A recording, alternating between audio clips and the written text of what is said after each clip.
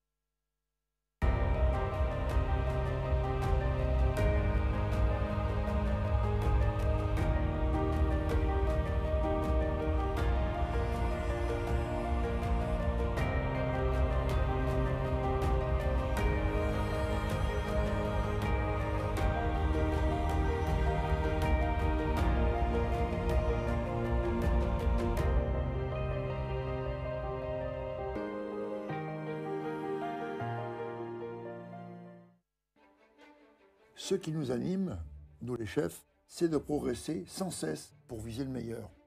Et ça, c'est un travail d'équipe. Depuis plus de 75 ans, Elévière Professionnelle nous accompagne avec toute l'excellence de son savoir-faire crémier-normand. Chaque jour, ils sont à nos côtés pour nous aider à transmettre notre passion et à faire vivre des émotions partout dans le monde. Alors ensemble, faisons rayonner l'excellence à la française.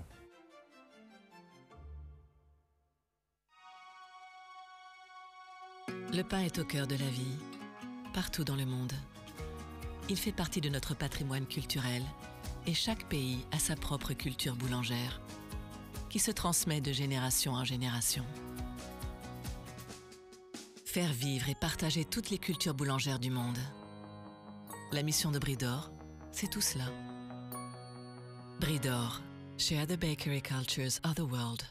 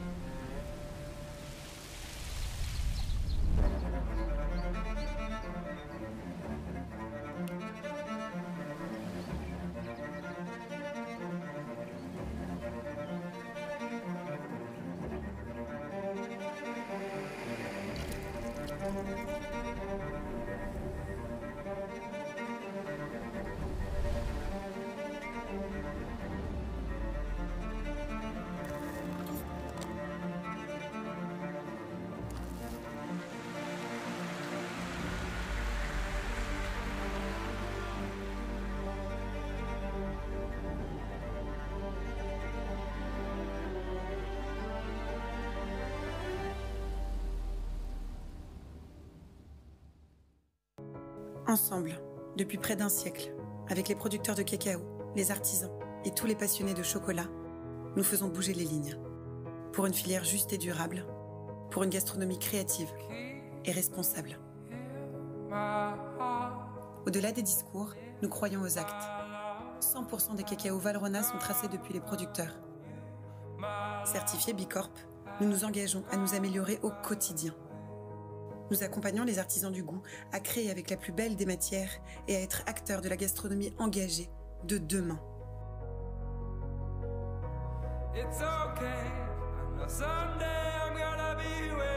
Ensemble, faisons du bien avec du bon.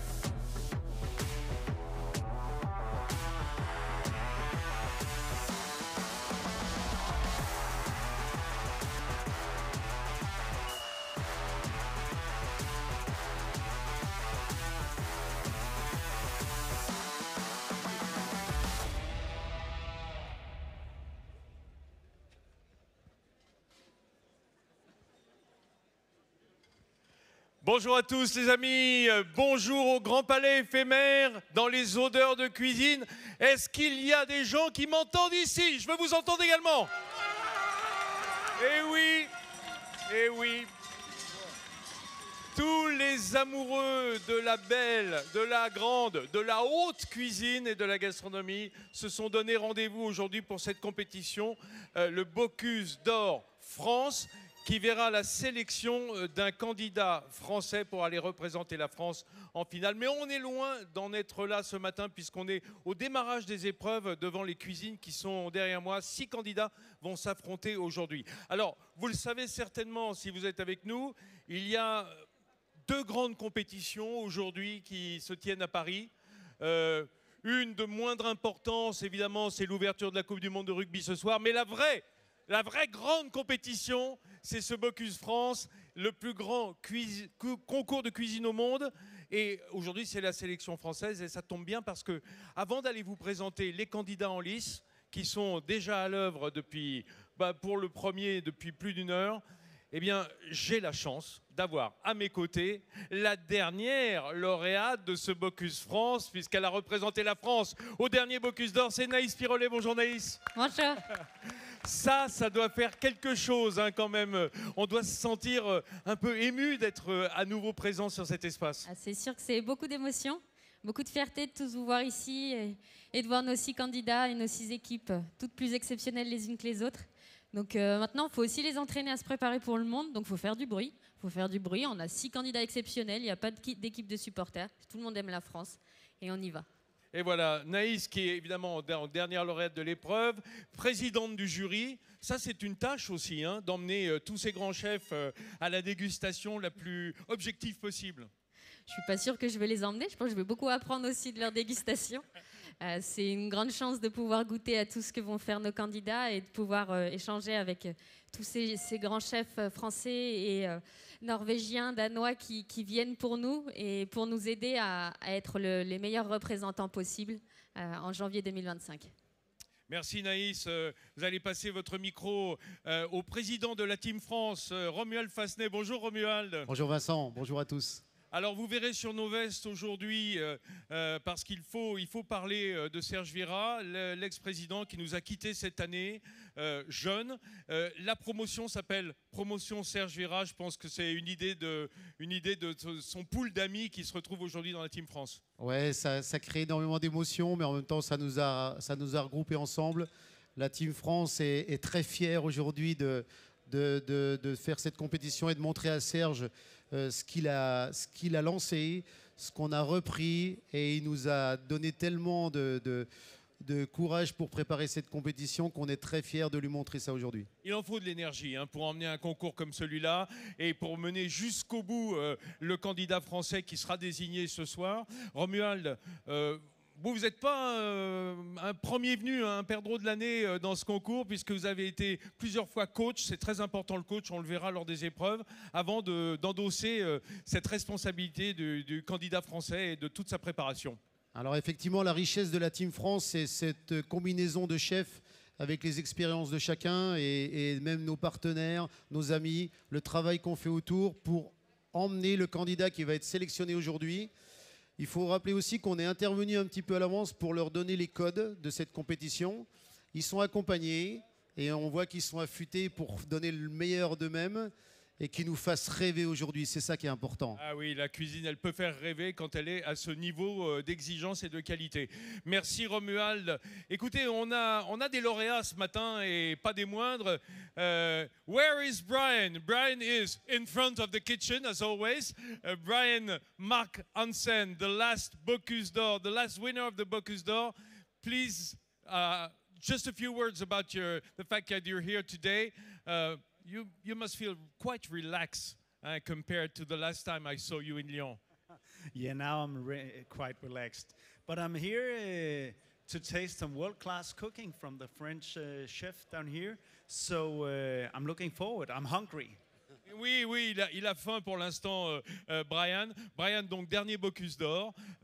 Et alors, il faut bien le dire, les Scandinaves qui sont toujours à l'affût, ils viennent un peu nous épier. You're spying on us for the future. Always to see what's happening in France before you go to Europe.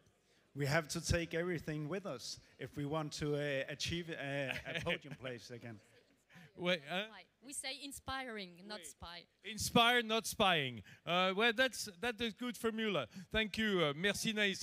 Il s'inspire, il n'espionne pas. Voilà. Mais effectivement, les Scandinaves sont toujours très forts, viennent toujours un peu regarder ce qui se passe du côté de la France. C'est bien normal. On est la première nation. Vous avez vu, chers amis, que Paris nous a donné le plus bel écrin, Paris et Géliwens, au pied de la Tour Eiffel. Pourrait-on être plus symbolique que d'être au bout du Champ de Mars, près du village de la gastronomie? Et j'ai vu Guillaume Gomez, le chef et ambassadeur de la gastronomie française, passer ce matin. On le reverra certainement au cours de la journée. Je vais, si vous le voulez bien maintenant, me diriger vers les box, vers les cuisines et vous laisser vaquer à vos occupations. Elles sont nombreuses. Merci beaucoup. Merci à vous. Allez, on va immédiatement se diriger vers la cuisine numéro 1, si vous le voulez bien.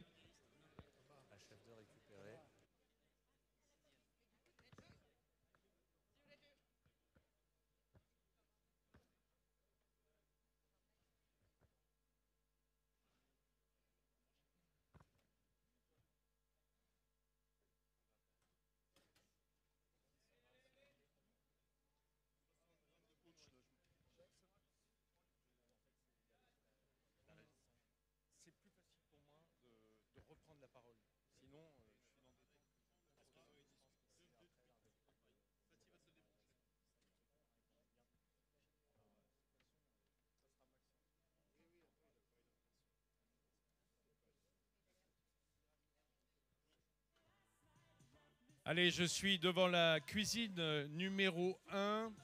Eh bien, c'est un jeune, c'est un petit nouveau que l'on voit apparaître en cuisine. Édouard Loubet. Alors, c'est le montagnard de cette épreuve aujourd'hui.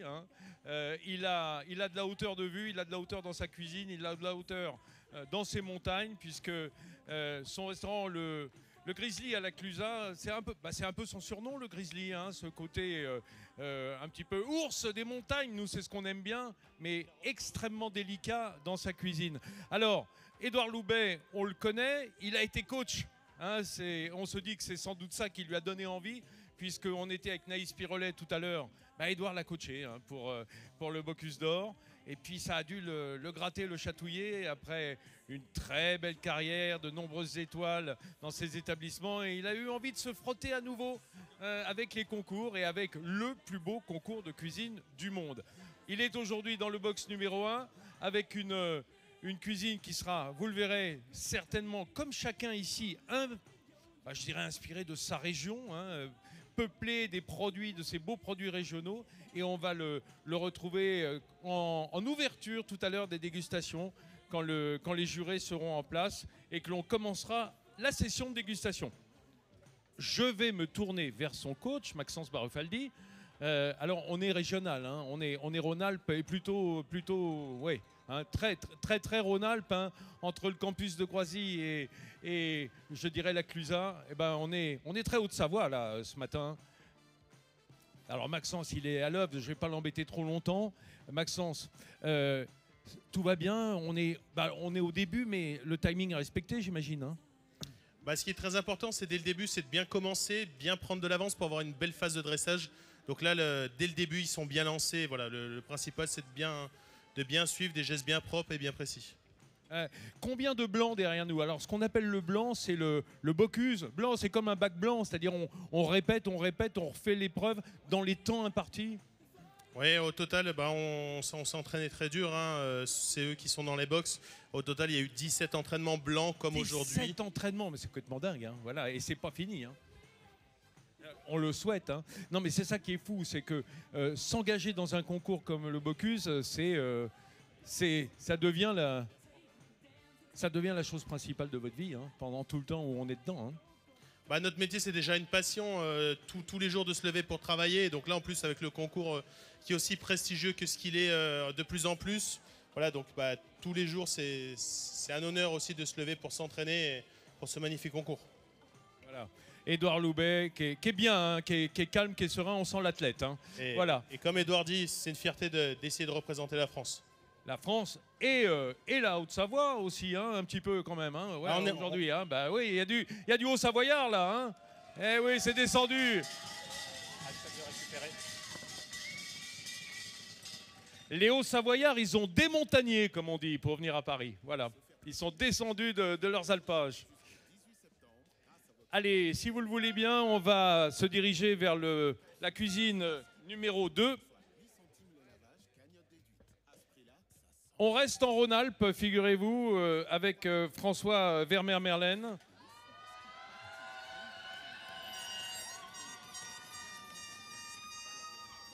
Ça fait plaisir de voir qu'il n'y a pas que du Haut-Savoyard, même s'il y en a aussi beaucoup. Et son coach est avec moi, Alexandre Joutard. Bonjour Alexandre, comment ça va? Ça va très bien, merci Vincent. Ouais, c'est vrai, tout est clair, tout est bien, tout est ouvert comme une belle route devant soi. Bon, vu le nombre d'entraînements, c'est encore une formalité. C'est le 13e blanc aujourd'hui, on va dire, et le final. Et non, tout se déroule très bien. Alors, on sait que François, il a une carrière de cuisinier derrière lui, dans de belles maisons, mais il se présente comme styliste culinaire et comme conseiller culinaire. Bon, c'est son activité, on va dire, mais ça, rassurez-moi, ça reste un cuisinier. On a commencé tous les deux dans de belles maisons, comme la Pyramide à Vienne, chez Patrick Henri Roux, 2 étoiles Michelin. Donc oui, on a une belle carrière de restaurant étoilé tous les deux, mais maintenant il a décidé de partir vers le stylisme culinaire, qui est aussi, il est plus dans la création de recettes et l'élaboration de jolis produits, de jolies photos.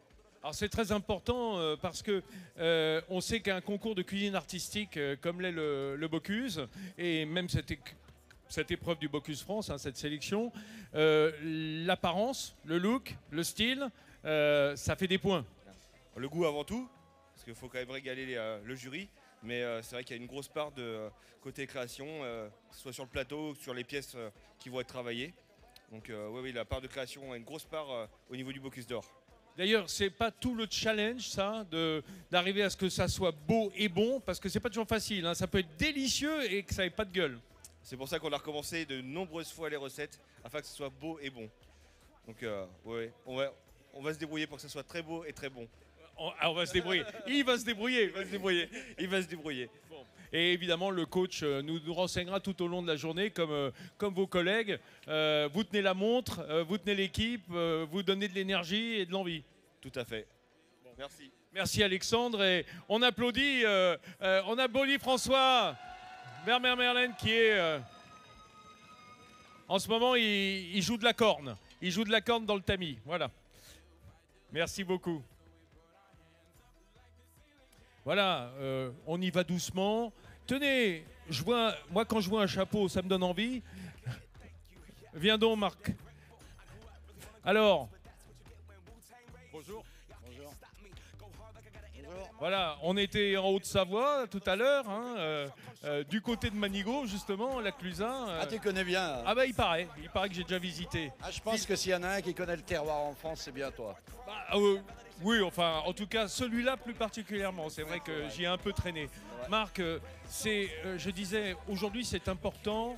Tu connais bien Édouard, évidemment, qui a bossé chez toi. C'est un peu un de tes apôtres, un de tes disciples. Et c'est non seulement un de mes disciples, mais c'est mon neveu en plus. Voilà, en plus. J'étais obligé d'être là. Eh ben oui. Mais en tous les cas, il faut penser aussi aux autres concurrents. Bien sûr. Et je trouve ça merveilleux. Il y a une concentration. Vous imaginez pas le stress qu'ils développent, ces gens-là. Pour être exactement, pour représenter la gastronomie française, l'identité. Et ce qui est formidable, c'est que chaque plat est identifié à leur personnalité, à leur maison. C'est ça qui est formidable. Et la région. Et c'est la richesse de la France. Oui, parce que ce matin, on le voit, alsacien, rhône-alpin, occitan, et on sait qu'on va goûter des choses de tout le territoire. Absolument, de tout le territoire. Et je veux vous dire une chose, je suis très heureux et je rends hommage au jury. Je voudrais pas être dans le jury pour départager. Parce que, non mais quelque part, cette France est trop belle. Et on est bien obligé de départager, mais c'est trop beau pour départager. Voilà. Non, simplement, je voulais dire une chose. Il y a aussi l'émulation d'une telle disposition. Ça s'appelle la transmission. Nous, on commence à devenir vieux. Et regardez-moi ces jeunes. C'est formidable. Et heureusement qu'on a aussi quelqu'un qui parle de la cuisine et du terroir comme personne, c'est Vincent. Mais si, c'est vrai. Non, mais je veux... Attends, je m'en fous. Je veux lui rendre hommage parce que il s'occupe du Bocuse d'Or, il s'occupe d'un tas de choses. Et lui, par son vocabulaire, il donne envie aussi aux jeunes de faire ce métier. Et je cuisine pas bien, mais j'explique bien. Oh, tu cuisines bien. Allez, en tous les cas, on peut remercier aussi tout le monde. Là, on peut remercier la foule parce que ce sont des supporters. Allez, applaudissez-vous la foule. Applaudissez-vous. Hein, le public. Voilà le public. J'en vois qui applaudissent pas, ils n'auront pas le droit de goûter. Hein. Tout à l'heure. Allez, merci Marc. Merci Marc Vera. Tout à l'heure. Allez mes amis, on va immédiatement, vous allez voir, parce que c'est évidemment un rendez-vous de chefs, c'est un rendez-vous de professionnels, mais c'est aussi le rendez-vous des partenaires, sans lesquels il n'y aurait pas ce concours, vous l'imaginez bien. Et en premier lieu, eh bien, il y a Métro qui, avec ses halles, va fournir la plupart des produits qui vont être préparés par nos grands chefs, d'abord toute l'année, hein, puisque c'est le premier distributeur vers la restauration indépendante, Métro, distribution professionnelle, mais c'est surtout sur des concours d'excellence comme ça, un vrai challenge pour leurs acheteurs, pour leurs responsables des achats. Et j'ai l'homme des fruits et légumes avec moi, figurez-vous, c'est Bertrand Moulin. Viens me rejoindre, Bertrand. Ça va? Bonjour Vincent. Alors, bonjour à on tous. se tutoie parce qu'on se connaît bien avec Bertrand. Oui. On va pas faire semblant. J'ai pas mal traîné dans les cagettes de tomates et d'artichauts. Tout à fait. Cher Bertrand, oui. Je le disais, on ne mesure pas le challenge que c'est pour les équipes qui fournissent les produits qu'un concours comme celui-là. C'est un concours d'excellence, comme on le sait, et il faut à chaque étape s'assurer que l'on amène le meilleur pour les candidats. Donc cette année, effectivement, 3 produits ont été sélectionnés pour le concours. Le fenouil, le chou-fleur et la carotte. Alors une fois qu'on a dit ça, effectivement... Oui, une fois qu'on essaie, il n'y a rien là. On se dit, bon, voilà, d'accord. Facile. Mais il faut voir ce qu'ils vont en faire. Effectivement. Il faut donc savoir ce qu'il faut en faire. Il faut aussi pouvoir leur donner la possibilité d'avoir une variété de couleurs, ce qu'apprécient particulièrement nos restaurateurs. Et oui, on parlait de cuisine artistique, il faut que ça ait de la gueule dans l'assiette. Il faut que ça ait de la gueule. Et là, on n'en manque pas parce qu'effectivement, avec les choux-fleurs, on a 4 couleurs de choux-fleurs. On a le blanc que l'on connaît, mais moins connu, le vert, le violet, le orange, qui sont, et je le rappelle, ce sont des variétés qui ont été sélectionnées avec le temps. C'est complètement, les couleurs sont complètement naturelles. Bon. Bertrand, moi, il y a un autre produit dont j'aimerais bien qu'on parle. Oui. C'est le fenouil, le Oui. bulbe de fenouil. Oui. Parce que on sait que le goût anisé en cuisine est parfois redouté. Tout à fait. Hein, il y a beaucoup de gens qui disent « Ah ben non, moi le fenouil... non. » Alors que je trouve, et puisque le produit, la chair animale, c'est la truite aujourd'hui qui va être mise à l'honneur, je trouve que le fenouil apporte au poisson une élégance. Quand c'est en garniture aromatique, quand c'est glissé habilement, quand c'est bien cuit, quand c'est bien préparé, c'est un légume magnifique. C'est un légume magnifique avec effectivement une typicité qu'on aime ou qu'on n'aime pas, mais je suis d'accord avec toi. Avec une protéine animale comme le poisson, on est sur quelque chose qui est très subtil en fait. Oui. Et c'est sublimé par... donc, je vous disais tout à l'heure qu'il faut choisir les produits, mais il faut aussi choisir les producteurs. On a la chance de travailler avec un producteur de fenouil qui est dans la région de Tours, sur une plaine où il y a tous les alluvions de la Loire. Et la maison de la Haye, qui est une maison que tu connais, qui a 50 ans d'histoire et qui produit du fenouil et du céleri branche doré. Donc ce sont deux produits superbes. Magnifique. Alors, ça me donne l'envie de te poser une question sur la régionalité. Oui. Dieu sait que dans les halles métro, c'est vraiment un souci. D'aller chercher, d'aller sourcer les producteurs locaux. Vous avez des accords particuliers. C'est très important parce qu'aujourd'hui, c'est vraiment l'expression régionale et locale qui va être mise en avant par les différents chefs. Je le disais, on le disait avec Marvera, on a des chefs qui viennent de plusieurs régions, en tout cas peut-être pas toutes, et avec une typicité. Et c'est aussi votre boulot de sourceur chez Métro, d'aller chercher les typicités. Nous, ce qu'on cherche, c'est effectivement trouver du poireau, trouver de l'asperge. C'est des choses qui sont assez faciles. Nous, ce qu'on veut, c'est être en adéquation entre le lieu où se trouvent les chefs et la production. Du coup, on va sourcer, on essaye de retrouver d'anciennes variétés. Ça a été le cas sur notre fameux poireau bleu de Solèze, qui est souvent demandé, mais finalement qu'on ne trouve plus que dans des productions domestiques. Plus personne ne le fait. Donc on va voir nos producteurs et on leur demande de remettre en production certains produits. L'an dernier, le poivron carré de Lagne, c'est un superbe produit. Qui avait disparu parce que les Hollandais exactement. Ont une sorte d'OPA sur tout le poivron européen et que heureusement... On ne dénonce personne. Ah si, si quand même, un petit peu. Là, moi, je suis un petit peu chauvin sur le poivron. C'est un produit évidemment de l'arc méditerranéen et qui est remonté. Et ça m'ennuie que ce soit les Flamands, les Bataves, les Irlandais qui aient mis la main mise. Mais justement, il y a donc une contre-offensive, il y a une résistance du poivron. Voilà, on organise la résistance. Très bien, de l'intérieur. C'est formidable. Bertrand, encore un mot pour dire, aujourd'hui, donc, ces produits vont être mis en valeur de la plus belle des façons. Et je suis sûr que c'est une vraie source de fierté et d'émulation pour les équipes des achats. Bien sûr. Parce de dire, oh là là, wow, effectivement, comme dans toute chose, quand on a une finalité, quand on voit finalement... le travail récompensé et sublimé par des gens qui savent éminemment le faire, on ne peut être que content et ça permet d'embarquer les équipes, bien évidemment. Bon, moi je connais ton engagement, ta ferveur, je suis sûr que tu l'insuffles à tes équipes et c'est pas par hasard si Métro est le premier à servir la restauration indépendante en France. De ce point de vue-là, il y a ce qu'il faut derrière. On essaie avec humilité parce que c'est vraiment des challenges de tous les jours. Ouais, et du produit frais, parce que souvent on pense que c'est juste du transformé, pas du tout. Non, plus de 60, 65, 70% de produits frais. Et 63% d'origine française. Et ben alors, et ça ne fait qu'augmenter. Exactement. Bah oui, parce qu'il faut aussi trouver chez les producteurs ce qu'on attend. Tout à fait. Notamment du poivron. Merci Bertrand Moulin. Je t'en prie. On se revoit tout au long de la journée. Et on aura l'œil sur les légumes dans les assiettes. Voilà.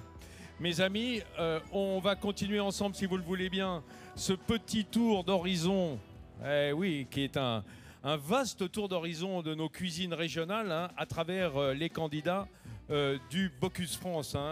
Si vous nous voyez en replay, ça peut arriver, on est en train de découvrir le démarrage de cette épreuve. Box numéro 2, on l'a fait, on va passer à la cuisine numéro 3 si vous le voulez bien.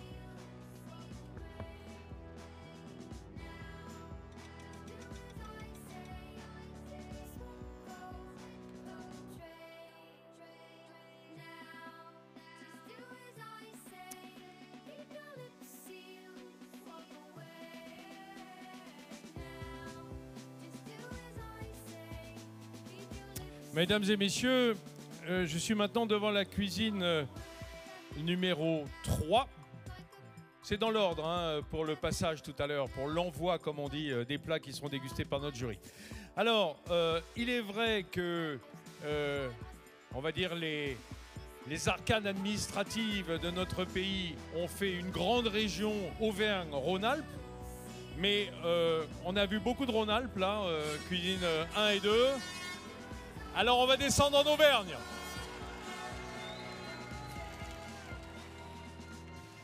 Voilà, l'Auvergne est montée à Paris. Hein, eh ben, ça fait du bien.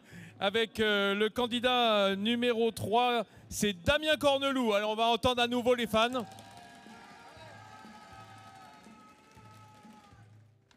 Damien Corneloup, c'est le second d'un restaurant issoirien, l'atelier issoirien du chef Dorian Van Bronckhorst. Il est monté certainement... Alors là, je peux dire un truc, hein, côté truite et saumon, l'Auvergne, normalement, ils connaissent. Hein, et ils ont ce qu'il faut. Il y a une longue histoire des salmonidés dans les belles rivières auvergnates, hein, dans cette moyenne montagne et dans ces beaux torrents. C'est pas un hasard s'il y a autant de belles eaux minérales et dans le lit des volcans d'Auvergne.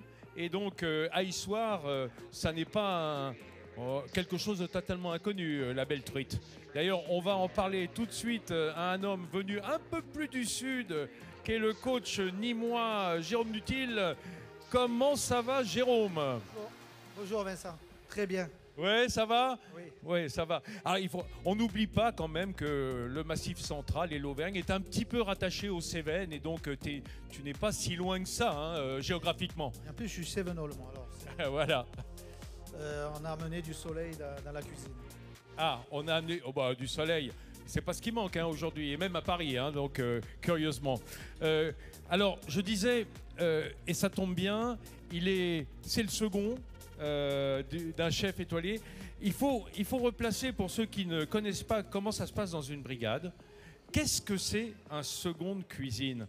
Est-ce que c'est pas l'homme qui cuisine tout le temps quand le chef a 1000 autres choses à faire? C'est-à-dire le second, c'est comme son nom le dit, c'est celui qui seconde le chef. C'est une personne très importante dans une cuisine parce que c'est le lien entre le chef et la brigade de cuisine. Et puis c'est celui qui va quand même soulager le chef dans beaucoup de tâches. C'est-à-dire c'est le premier officier sous le général, quoi. C'est lui qui fait l'interface avec les hommes de troupe. Oui, c'est ça, ouais. Si on fait une analogie avec une armée, hein, parce que la cuisine peut être un combat au moment du coup de feu. C'est ça, puis bon, on est comme à l'armée où c'est une brigade. C'est très hiérarchique hein, dans une cuisine. Et c'est vrai que le second, bon, aujourd'hui, là, le restaurant est ouvert quand même. Hein. Alors, il a voyagé, hein, notre chef. Il a été un peu voir ailleurs, Damien, comment ça se passait. Et pour revenir au cœur de notre pays, est-ce que du coup, ça influe sur sa cuisine? Est-ce que sa cuisine, elle va être teintée justement de ce Massif central? Ben, au départ, oui, mais bon, c'est un garçon qui a beaucoup d'idées et d'imagination. Alors... Et après, bon, ça a été un peu un mélange un peu de toutes ces endroits où il a travaillé, de toutes ces expériences. Et bon, aujourd'hui, voilà, j'espère que ça va donner quelque chose de bien. Alors, je note au milieu de ces voyages culinaires qu'il est passé par la Nouvelle-Zélande. Oui. Hein, j'espère que ça va nous porter chance oui, un peu plus aussi. tard dans la journée. Hein, que peut-être on aurait dû lui donner des tips. Hein. Peut-être on aurait dû lui faire le catering pour l'équipe des All Blacks. Il aurait pu glisser des somnifères dedans ou un truc. Bon, enfin bon, là je m'avance un tout petit peu. En tout cas, il est extrêmement concentré. Ouais. Baptiste Mallet, qui est son commis, il est à fond. Là, il est en train de trancher de la carotte. Hein. C'est beau. Oui, pour eux, c'est une belle expérience quand même hein, de préparer le Bocuse d'Or France. Je pense que quand même c'est...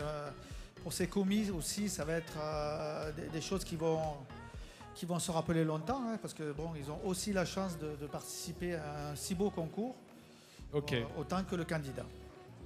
Jérôme Dutil, Moff et chef étoilé. Jérôme, merci un coach de nous donner un petit peu des tips, alors que sous nos yeux, Figurez-vous que Damien est en train de lever, de tailler ces filets de truite, voilà. ces belles pièces de truite rose. Voilà, et surtout de nettoyer, parce que sous la peau il y a toujours du gris, c'est pas bien C'est beau. le gras, oui. Ouais, le gras là. Et après à la cuisson, ça ressort, c'est pas très joli. Ouais. Ah, il part. Voilà, c'est paré, c'est magnifique. Merci Bon, Jérôme, à tout à l'heure.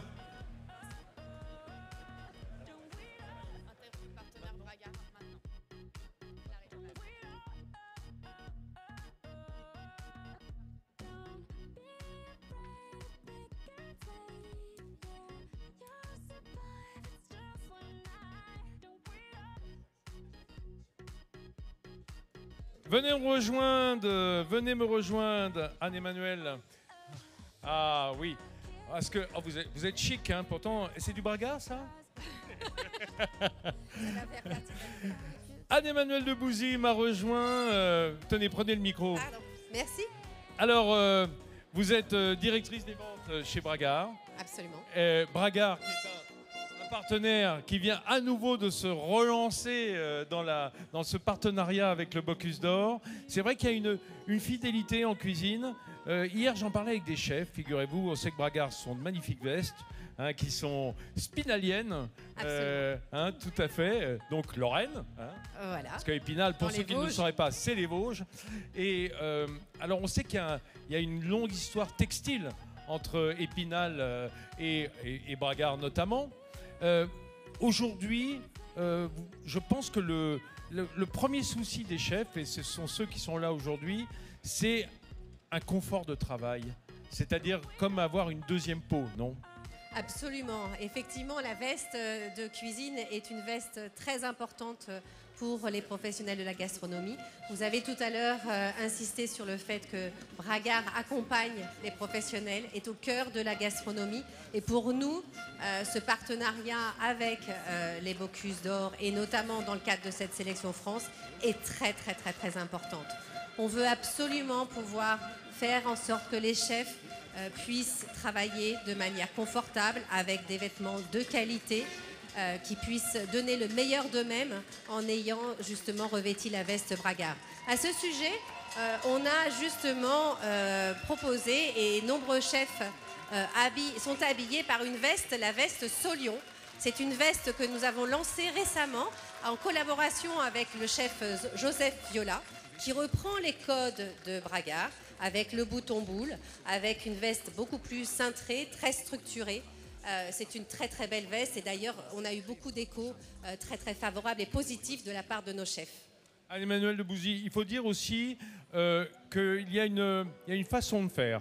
Je pense qu'il y a un touch, il y a un Bragard touch, parce que la concurrence est rude en matière de vêtements professionnels pour les cuisines et la salle également. Et il y a toujours eu une proximité presque de tailleur sur mesure avec les grands chefs, c'est-à-dire qu'on retouche, on reprend, on veut être presque, oui, je le disais, un tailleur pour chef.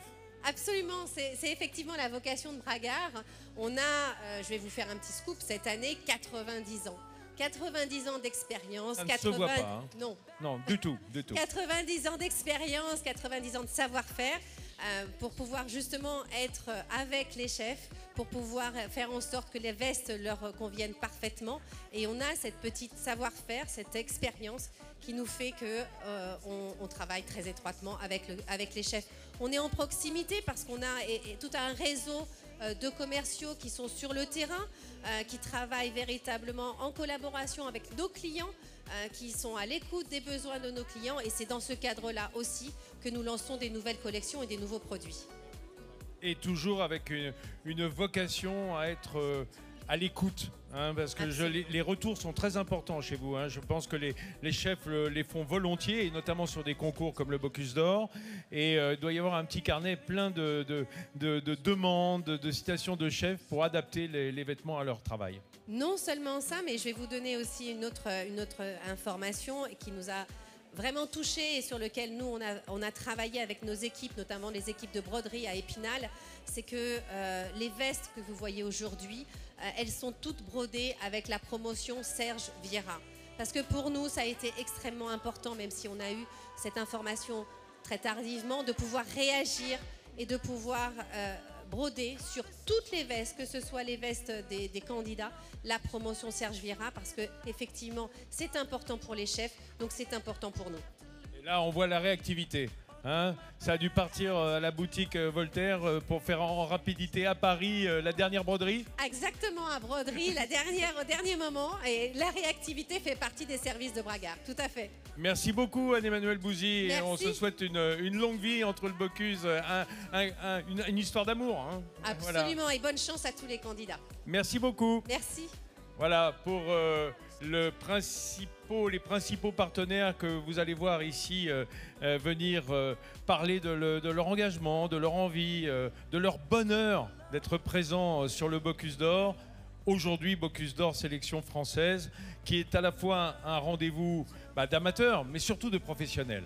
Hein, de professionnels d'abord de la cuisine, avec une vraie famille des chefs présente pour venir glaner cette émotion qui est liée à la haute gastronomie et à la haute cuisine, et puis aussi venir se rencontrer. C'est un peu le forum. Hein. Si vous saviez, mesdames et messieurs, tout ce qui se dit de bouche à oreille ici, entre les chefs, ici, c'est une vraie cour de rencontres, un vrai jardin où l'on se promène, pour les chefs qui ne sont pas en compétition, hein, je le précise tout de même, pour les visiteurs. Et c'est l'endroit où on vient glaner des informations sur chacun. Croyez-moi, c'est riche. Mais je ne peux rien dire. Je serai muet comme une tombe. Ne craignez rien. On va continuer, si vous le voulez, la visite des cuisines dans un petit instant. Je cherche quelqu'un pour faire l'interview, parce qu'Olivier est pris...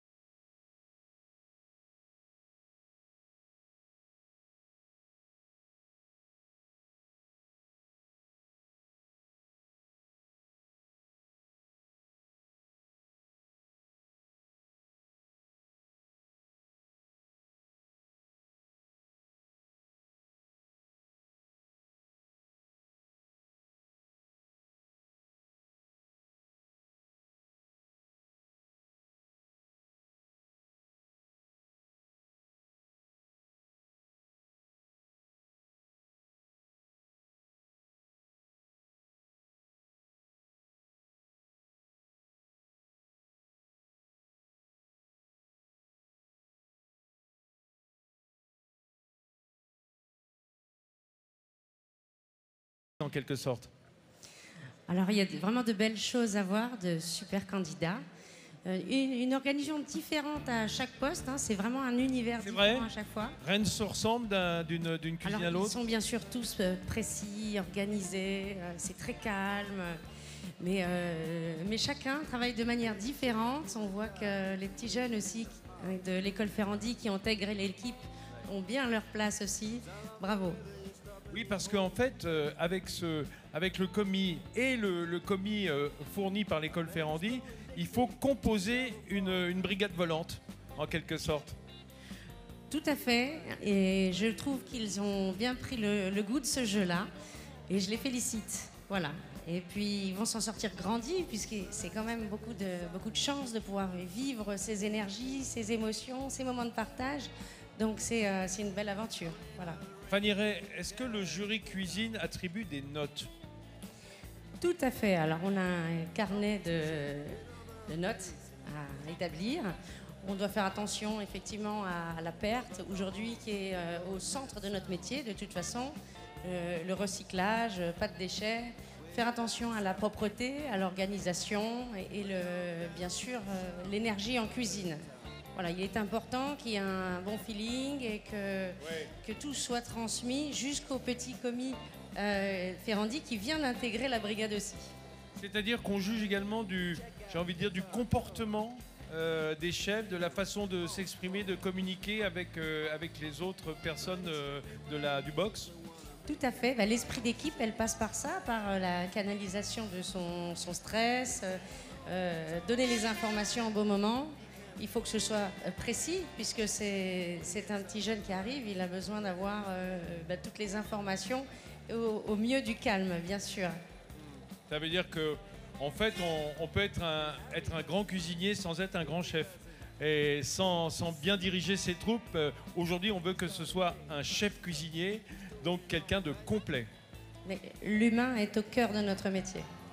Merci Fanny. Merci. Et je reviendrai vers vous au cours de la journée en alternance avec Olivier Couvin qui est en ce moment en briefing avec le comité pour avoir quelques détails techniques comme ça sur ce que vous pouvez glaner. N'hésitez pas à venir me le dire.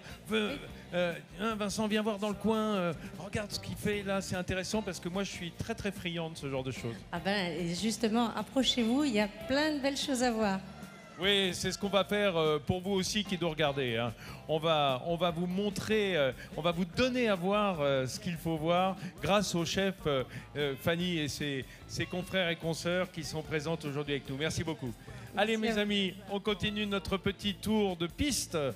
Comme je le disais il y a un instant, dans quelques secondes, on ira faire un tour en Alsace.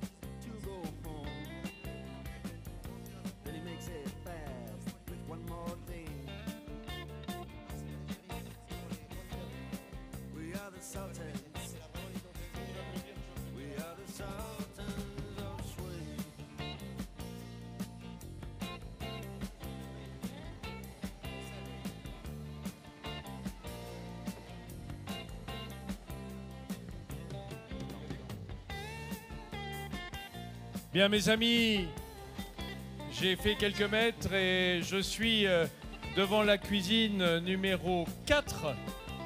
Eh bien on est en Alsace ici, hein. Autant vous le dire tout de suite, on a fait un grand pas vers l'est.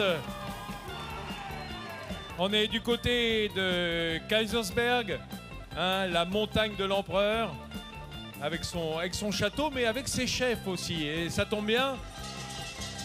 Le candidat, c'est Jérôme Yeglet, chef étoilé de l'Alchimie. Alors, Ah, il est venu, il est pas venu seul, hein. C'est là qu'on voit qu'il y a maintenant une ligne TGV entre l'Alsace et Paris, hein, ça va plus vite, donc c'est bien, ça permet d'amener du monde. Alors figurez-vous que Jérôme Yeglet, il a une particularité. Il a déjà remporté cette épreuve, hein, du Bocuse France, puisqu'il a été sélectionné pour la finale 2011. C'était un petit minot à l'époque, hein, il était un tout jeunot, presque un commis. Et le voilà qui revient aujourd'hui bien aguerri avec son étoile accrochée à l'alchimie et son étoile verte aussi, hein, parce que c'est quelqu'un qui est très soucieux d'environnement. Eh bien, Jérôme, il est là évidemment pour montrer aux Parisiens, à la France entière et à tout le monde ce qu'est la cuisine alsacienne durable.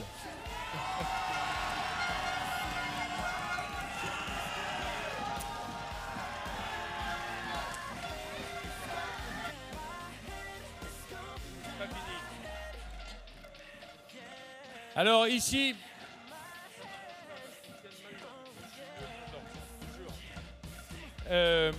ici c'est le stand des Jérôme. Il n'y a pas qu'un Jérôme, il y en a deux. Pour le même tarif, on a Jérôme Schilling qui est lui chef. Alors, bon, je dirais pour l'instant en tout cas en Gironde, dans le beau vignoble bordelais, et je dirais même en Sauternais, hein, oui, enfin je vous en dirai plus. Il est le coach de l'autre Jérôme, hein, des deux Jérômes. Il est le coach. Il a remporté son col bleu-blanc-rouge cette année, Jérôme Schilling. Et je peux vous dire, il est drôlement à la manœuvre. Dès que je peux l'attraper, on va se causer 2 secondes. Mais, coach, ah ouais, on peut pas trop les embêter non plus. Ah, Jérôme, alors je disais, c'est extraordinaire pour Jérôme Yeglet de revenir, voilà, 12 ans plus tard, de remettre ça sur le plan de travail. Comment est-ce qu'on va chercher cette motivation? D'où ça peut venir? Moi, je suis très admiratif de la persévérance que Jérôme il a. Parce qu'il y a 12 ans, oui, effectivement, il était déjà sur l'Europe. Sélection France d'abord, Europe 3e quand même. C'est la seule fois qu'un Français a réussi à faire un podium en Europe. Et derrière, il fait le monde, la place la plus fâcheuse, 4e. Et 12 ans après, il remet le tablier, il remet les bœufs devant la charrue et il y retourne. Et il y a 12 ans, on était déjà ensemble. On était, comme tu disais tout à l'heure, on était des minots. Et je pense qu'aujourd'hui, on a une maturité et un bon sens sur ce concours. Et voilà, on va tout donner et j'espère qu'on aura la flamme au bout. Ah, la flamme, vous l'avez déjà au cœur, en tout cas. Et surtout, à cœur de montrer que l'Alsace, c'est une grande terre de gastronomie. Hein, avec, je veux pas empêcher de travailler, hein, parce que croyez-moi, il tient la montre, il tient le timing. Hein, c'est montrer en définitive ce particularisme, cette qualité, cette exigence alsacienne. C'est aussi ça le boulot aujourd'hui. Après, je ne vais pas faire mon chauvin, mais effectivement en Alsace, on a certainement dans les gènes une rigueur que beaucoup d'autres ont aussi. Moi, je ne vais pas faire mon chauvin. Donc, Et sur les produits, en revanche, tu peux être chauvin. Hein. Oui, sur les produits, ça, on a la meilleure. On a utilisé finalement les fermentations depuis des années, et c'est ce qu'aujourd'hui dans la cuisine de Jérôme se traduit. C'est cette culture qui a toujours existé en Alsace, qui a été amenée par les Égyptiens. Hein.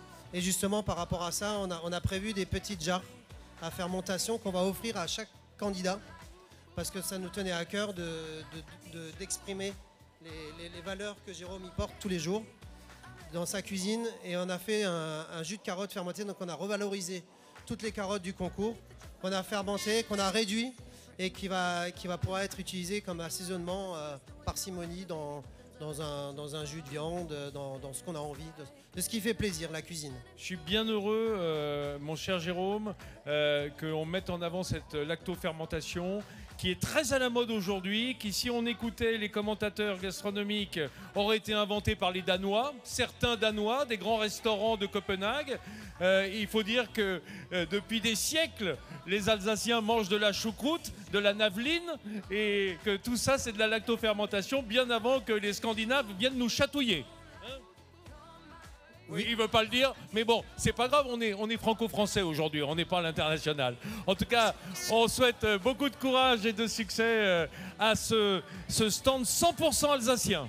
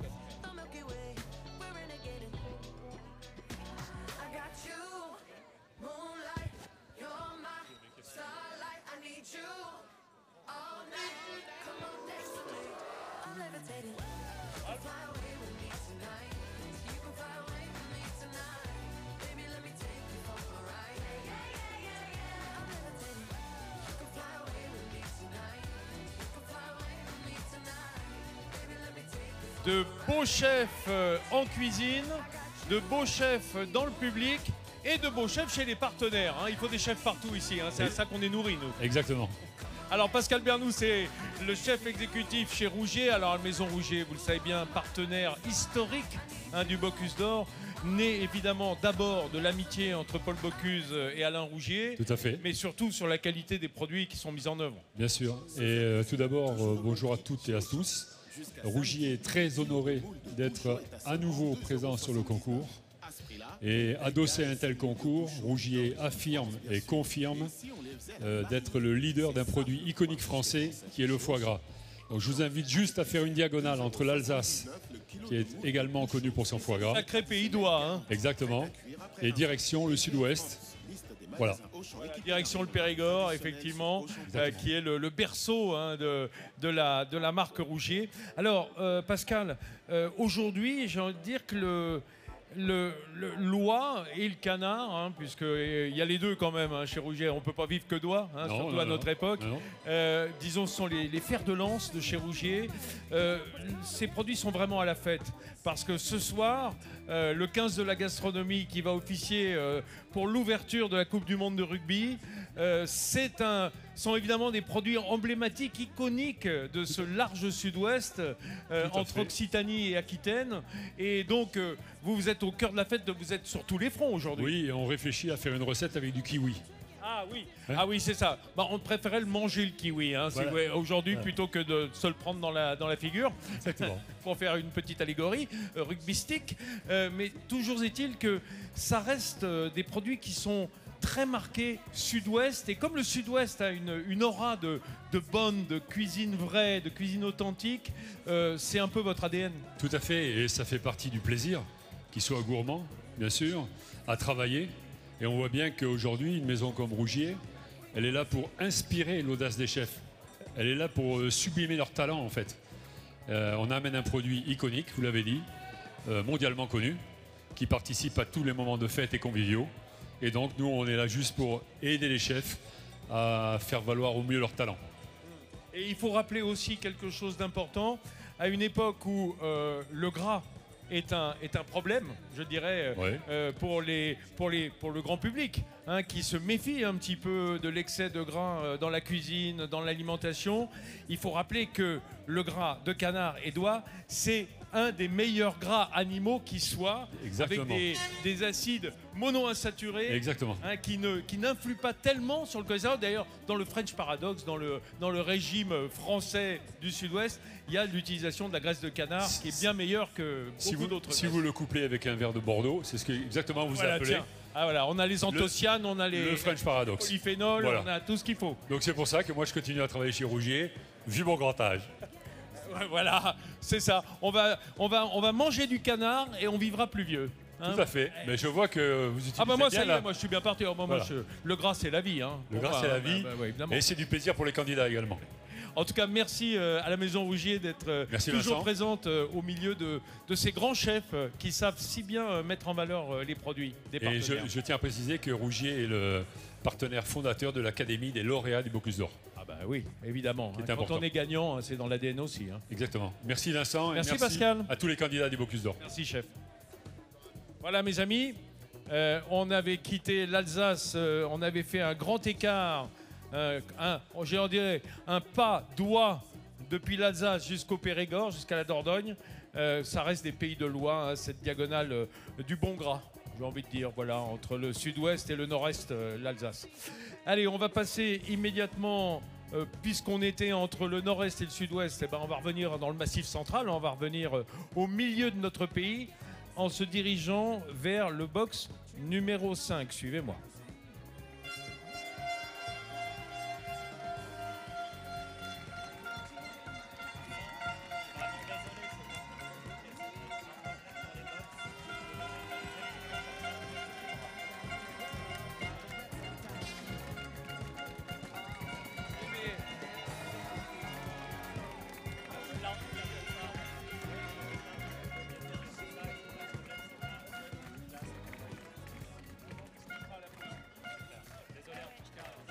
C'est pas parce qu'on a prévu 50 micros que c'est pas grave de pas les utiliser. Je te passerai ça, changement pour Winterhalter. Je te le passe en dernière minute. Tu perds pas. C'est après ça C'est au bout. Non, c'est les 5 et nos 10, 6 interviews. Par contre,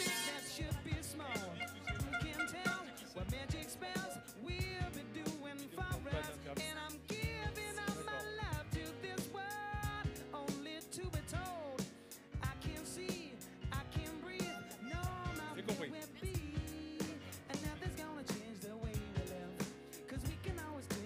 Les amis, on parlait de fenouil. Eh bien, justement, vous venez de voir de la découpe, hein, de la petite brunoise de fenouil qui accompagnera, à n'en pas douter, le plat du candidat numéro 5, le plat de Paul Marcon.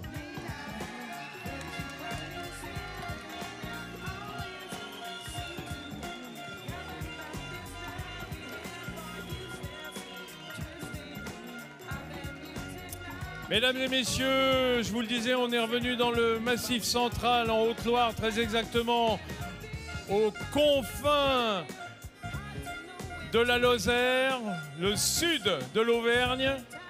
Voilà, avec Paul Marcon. Alors, ce nom vous dit peut-être quelque chose. Paul Marcon, si vous n'êtes pas des habitués des concours, eh bien oui, vous en doutez, c'est le fils, le dernier fils, le petit de la famille Marcon, le fils de Régis Marcon, qui lui-même a été Bocuse d'Or et qui me confiait il y a quelques jours à la radio que Paul est né, alors chacun fera le calcul dans sa tête, hein. Paul est né 9 mois, jour pour jour, après la victoire au Bocuse d'Or. Je ne fais aucune relation de cause à effet. On imagine la fiesta. Bien, alors, devant le box de Paul, qui donc est le cadet de Jacques, son frère aîné, qui lui tient les cuisines maintenant des Maisons Marcon à Saint-Bonnet-le-Froid,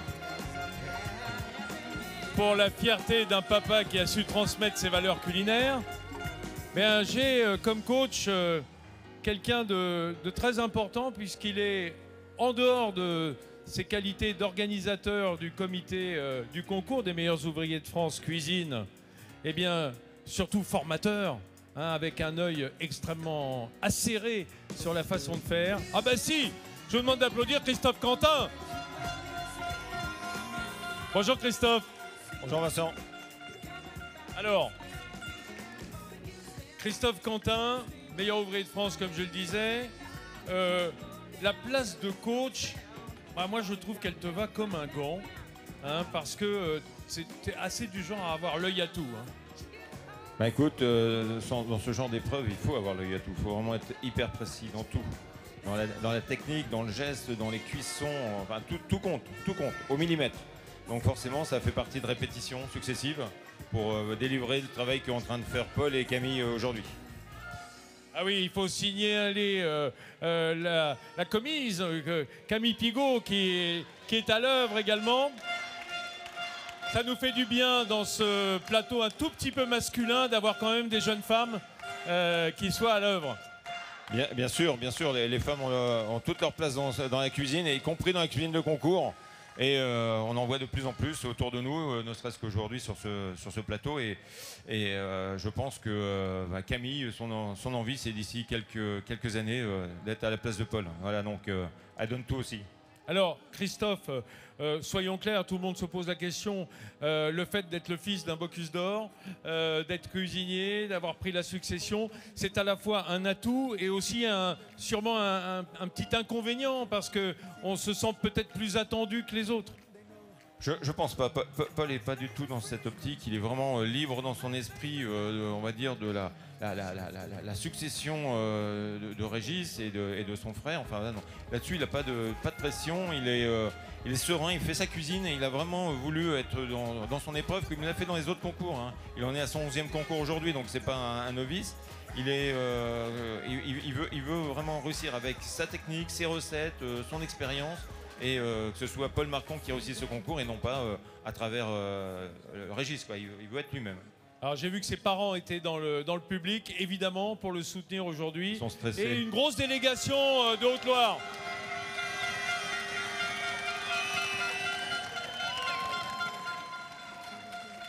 Merci beaucoup Christophe, on se reparlera au cours de la journée évidemment pour voir la progression de cette cuisine. Je te laisse travailler. Bien mes amis. On va maintenant, si vous le voulez bien, pour ceux qui se demandent, mais que sont ces magnifiques cubes d'inox tout sarclés de verre que l'on trouve à l'intérieur de ces cuisines, ces beaux fours? Si vous ne les connaissez pas, c'est que vous n'êtes pas des habitués du Bocuse d'Or. Mais si vous ne les connaissez pas, vous allez les connaître tout de suite.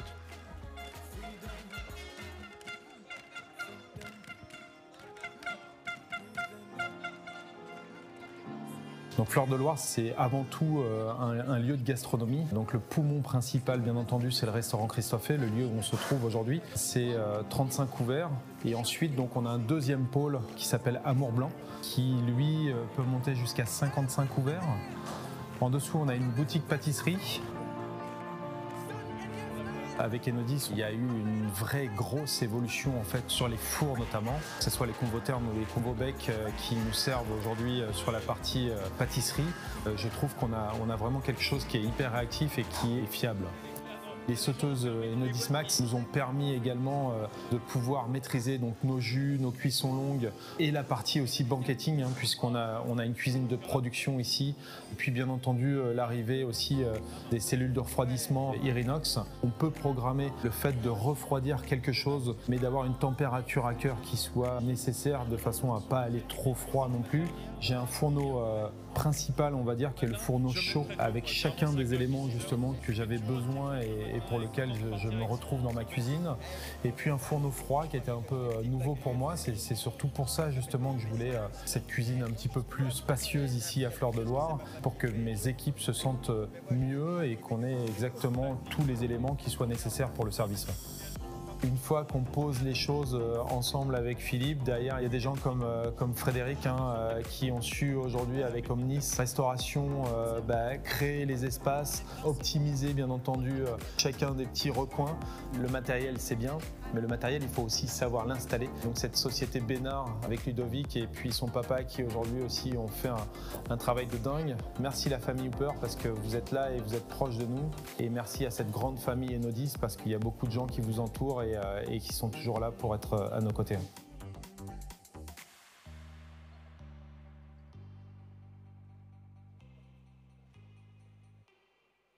Voilà. Un petit moment de tendresse. Voilà, un petit moment d'émotion aussi dans le box numéro 6. Sur le point de démarrer. Notre commissaire de justice, Cédric Boucharlin, est à la manœuvre. Maître, dans combien de temps est-ce que le candidat numéro 6 va pouvoir démarrer? Il va démarrer dans 30 secondes. 30 secondes.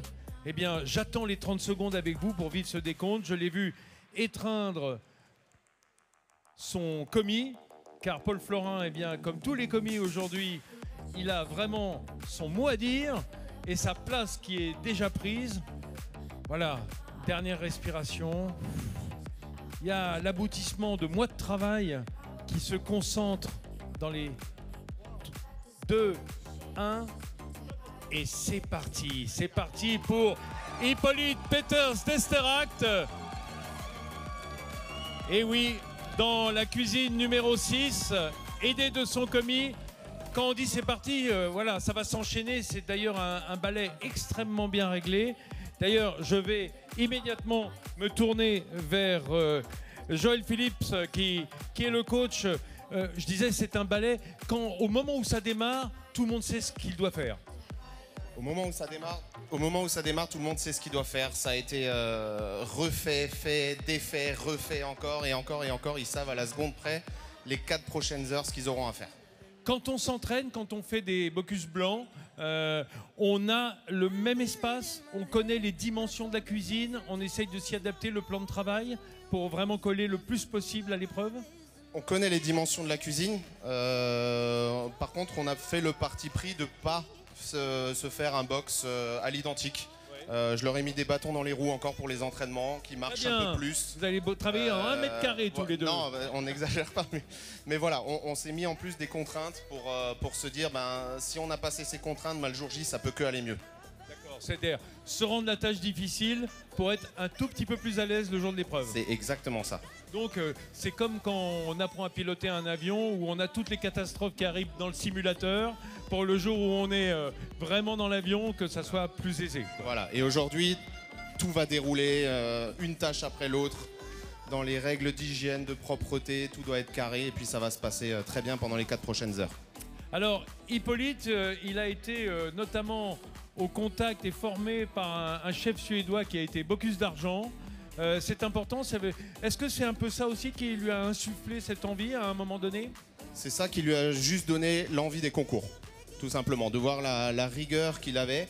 Ça l'a lancé sur les concours et puis il a commencé à en faire plusieurs et il y a pris goût jusqu'à arriver aujourd'hui au Graal des concours, le Bocuse d'or. Alors cette épreuve française, je vous le disais, on a 6 candidats venus de 6 coins de France. Là, on va dire que l'Occitanie est bien représentée aussi. Je suis alsacien. Ah oui, alors le coach il est alsacien. Voilà, alors voilà, ça va être simple. Mais toujours est-il que du côté de Flourens, aujourd'hui, on a envoyé des fans dans le public. Oui, oui. Voilà. Ah, bah oui, quand même. J'imagine. Avec. Alors c'est intéressant parce que j'imagine qu'entre Hippolyte et vous, il y a beaucoup de discussions. Et notamment la truite, on ne doit pas la travailler de la même façon en Alsace que là d'où il vient, du côté du 31. C'est vrai. On a eu beaucoup de discussions sur cette truite, mais on a fait le parti pris de faire une truite qui représente bien le terroir toulousain à Occitanie. Donc vous verrez le résultat tout à l'heure, mais on était plus ou moins d'accord de mettre en avant son terroir aussi. Et après, ça a été bien sûr des discussions pour les techniques, etc. Ça a été une véritable aventure humaine depuis 2 mois et demi. Et là, c'est vraiment la genèse, le début, le démarrage. On a vécu ensemble le top départ. Il sait qu'il viendra clore l'épreuve des dégustations. C'est une place qui n'est pas toujours facile parce que voilà, il faut arriver et je dirais coiffer l'événement en dernière position et peut-être emporter la décision au dernier moment. Beaucoup de sérénité, j'ai l'impression, du côté d'Hippolyte. Beaucoup de sérénité parce qu'on est prêt. Et bien sûr, on a aussi pris en compte le fait de passer 6e. C'est qu'il ne fallait pas se tromper sur les goûts. Il fallait être impactant sur les goûts. Quand le palais des jurys a déjà dégusté 5 amuse-bouches, 5 plateaux, nous, on se doit d'être un niveau très élevé au niveau des goûts. Et c'est ce qu'on a surtout travaillé parce qu'on passait 6e. S'il passe à la sélection, ça aidera encore plus. Peut-être le jour de la finale à Lyon, où là, il y aura 12 équipes et donc 12 dégustations. avant d'en arriver si on passe dernier. Voilà. Bien, merci Merci, beaucoup. Vincent. Merci, merci à vous. On va immédiatement se tourner vers les partenaires, figurez-vous, parce que aujourd'hui, on parle beaucoup de cuisine. Et moi qui passe pas mal de temps dans ma cuisine, il y a quelqu'un chez moi qui me parle beaucoup d'entretien et qui me dit quand tu quittes la cuisine, on aimerait bien la trouver dans l'état où on aurait aimé qu'elle soit quand tu y arrives. Donc je vais immédiatement recevoir un partenaire dans une seconde, le temps de prendre une petite pause de 30 secondes. À tout de suite.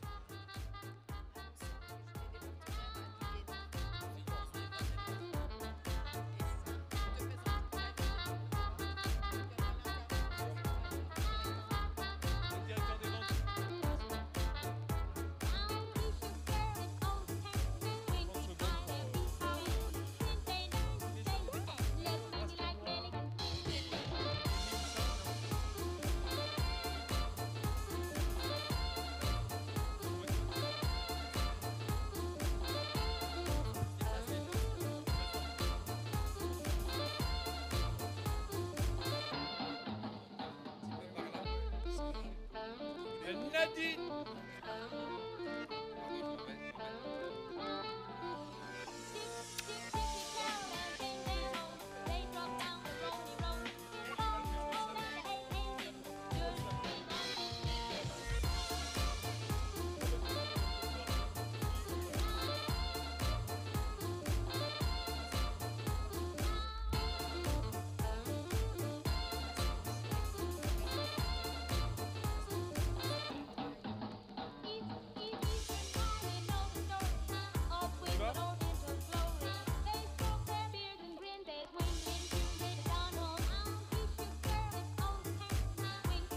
Mesdames et messieurs, d'abord je voudrais signaler qu'il est 12h30 et il fait faim ici sur cet espace où ça sent bon la cuisine au Grand Palais éphémère. Je vais inviter les partenaires avec le bracelet noir, c'est très saillant, vous verrez, et vous permettra surtout de rentrer au Salon Étoile. Au bout, au premier étage, il y a donc le déjeuner des partenaires à 12h30. Si vous possédez le bracelet noir, extrêmement recherché, vu les mets qui vont vous être proposés, rendez-vous au premier étage côté Tour Eiffel pour déjeuner. C'est l'heure. On n'a pas de clochette, hein, c'est moi qui fais la clochette. Voilà, diling diling.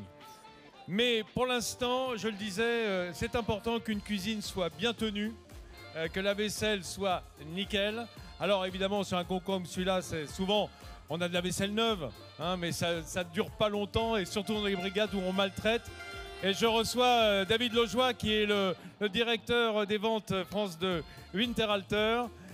C'est bien ça. Eh bien, David, racontez-nous un petit peu, parce que je disais, on l'oublie trop souvent, hein, qu'on aimerait retrouver la cuisine, sa vaisselle, ses ustensiles dans un état encore plus luisant et brillant que lorsqu'on les a trouvés en arrivant. Et on s'en rend compte aussi à la fin du repas, ouais. À la fin du repas, on se dit qu'il faut faire la vaisselle. Oui, donc nous sommes la société Winterhalter, nous sommes partenaire premium depuis 2009. Donc on accompagne le Bocuse d'Or. Ce qui nous rassemble, nos deux entreprises, c'est l'excellence. L'excellence des chefs de cuisine, de tous ces chefs cuisine et également dans le lavage. Donc nous fabriquons tout aussi bien des lave-verres professionnels qui permettent de essuyer les verres par exemple. Nous fabriquons également des lave-vaisselle, tout type de lave-vaisselle pour la restauration collective, la restauration commerciale, l'hôtellerie. Et également les produits lessiviels qui vont avec. Bien sûr. Je dirais que j'ai souvent le sentiment qu'on peut faire un parallèle entre la façon dont un chef ou un restaurateur traite son personnel et la façon dont il traite son matériel. Et souvent, quand il y a une douceur dans les rapports humains, il y a aussi un respect du matériel, d'abord qui a un coût, hein, et évidemment il ne faut pas le casser. Mais ça a beaucoup évolué en cuisine. J'ai l'impression que la douceur est un peu rentrée et une meilleure pratique de la façon dont on utilise le matériel. Oui, parce que la première chose qu'on voit une fois le client est assis, c'est effectivement ce qu'il y a dans l'assiette, mais il voit aussi la qualité de lavage de l'assiette, de son pourtour, de sa brillance, que ce soit les verres, les assiettes et également les ustensiles de cuisine. C'est extrêmement important d'avoir des ustensiles qui sont très bien lavés et qui en termes d'hygiène sont irréprochables. Je suis moi-même un ancien cuisinier.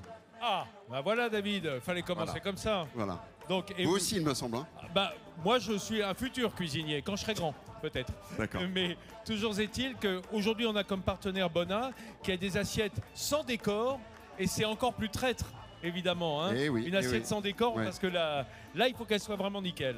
C'est bien ça. Et moi, ce que j'aimerais, c'est que vous me disiez... Alors, j'ai une pratique, moi, à la maison, qui est généralement de rincer mes assiettes avant de le mettre dans le lave-vaisselle. Je crois que c'est même pas nécessaire. Et évidemment, il n'y a pas le temps dans la restauration professionnelle. Donc vous, ça vous impose des process de lavage qui sont extrêmement étudiés et très minutieux. Oui, alors c'est pas nécessaire effectivement dans de la vaisselle professionnelle. Néanmoins, tout ce qui ne sera pas enlevé avant se retrouvera après dans la machine. Et dans le filtre.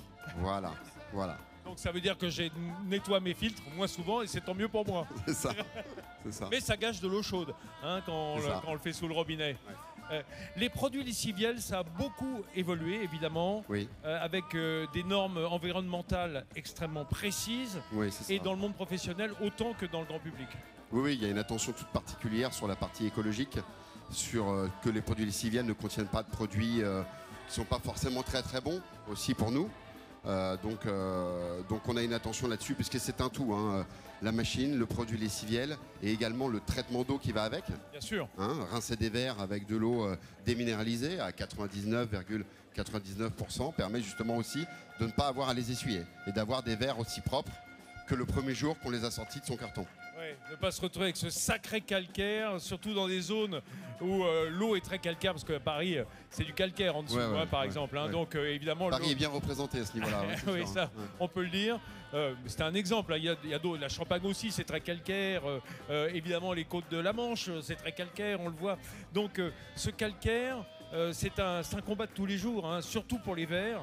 Parce que la verrerie, la moindre tâche... Tant à la maison et encore plus pour les professionnels, parce que les fréquences de lavage sont très nettement plus élevées. Les contraintes de température sont encore plus élevées que chez nous. Donc c'est plus sujet au calcaire, effectivement. Et avec un souci, là encore, de ne pas rejeter dans la nature ce qu'on pourrait conserver ou retraiter par ailleurs. C'est exactement ça. Merci David Laujoie. Merci à merci à Winterhalter d'être partenaire du Bocuse et aujourd'hui du Bocuse France. On a bien compris que ça va sortir nickel et surtout une fois que ça sera terminé, hein, que les assiettes auront été vidées. Merci à vous. Bien mes amis, voilà, petit point maintenant que nous avons été sur le box numéro 6, celui d'Hippolyte Peters d'Esteract. On va pouvoir reprendre notre cheminement tranquillement. Petite pause d'abord, si vous le voulez, et on se retrouve. Je me tourne vers Juliette, qui est ma conscience professionnelle. À quelle heure est-ce qu'on se retrouve, Juliette ? 13h30. 13h30, voilà, parce qu'il n'y a pas que les partenaires qui déjeunent. Et oui, mesdames et messieurs, je dois vous le confier, j'imagine moi-même, et surtout les équipes qui sont à la tâche pour filmer, pour le son, pour les lumières, pour tout ce dispositif GL, eh bien, il faut les nourrir. Oui, ça se fait en général à l'heure du déjeuner.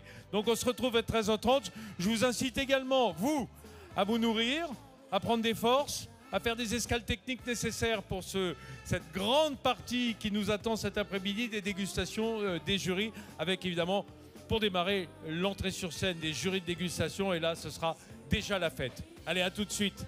Bon repas.